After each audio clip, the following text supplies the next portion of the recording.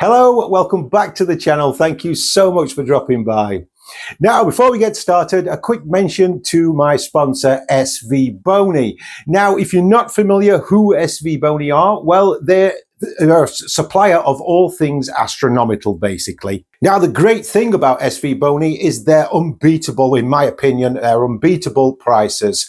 You're getting quality equipment with a hard-to-beat price, in my opinion. So if you are in the market for anything astronomical, have a look at the link in the description because you will be doing me a small favor, because I do get a small percentage of any sales through that link. But more importantly, you'll be doing yourselves a massive favor and saving yourselves a little bit of money.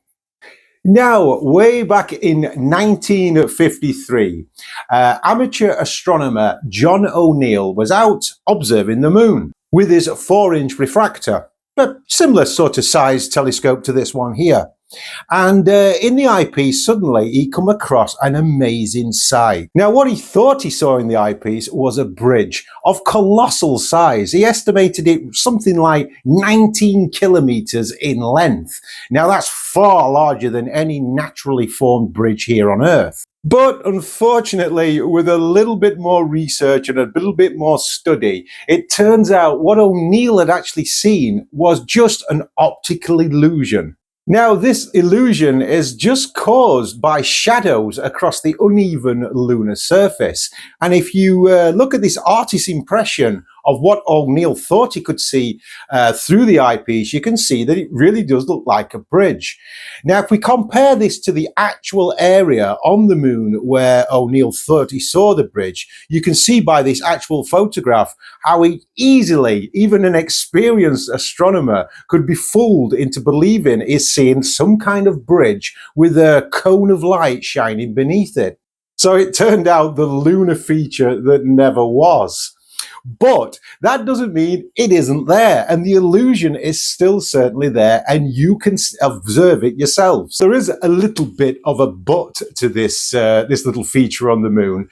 Even though it's always lunar observing season, this particular illusion will only appear on the day 18 of the lunar cycle.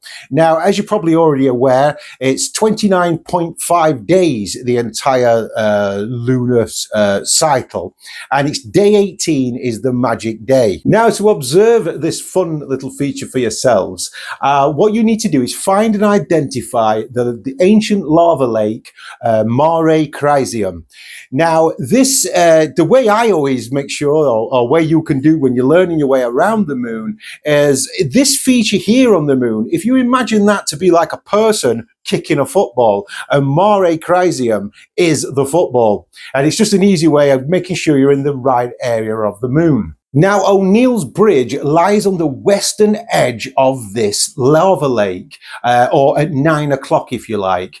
Now, you will need to put a little bit of power on your telescope, and what I mean by that is like a higher magnifying eyepiece, something like a 10mm eyepiece, something like that, to really zoom in on the moon and see if you can catch this feature.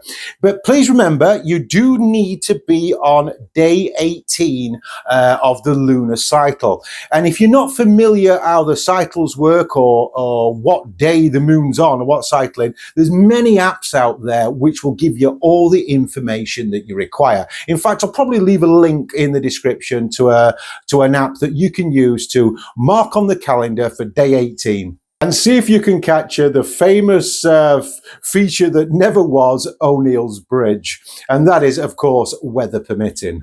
Well, best of luck finding this amazing little optical illusion, and I really do hope the clouds hold off for you. Well, that's it for another video, folks. Thank you so much for dropping by. Don't forget to check out that link in the description for unbeatable prices on anything astronomical. In the meantime, folks, take good care of yourselves, and I'll see you on the next one. Bye for now.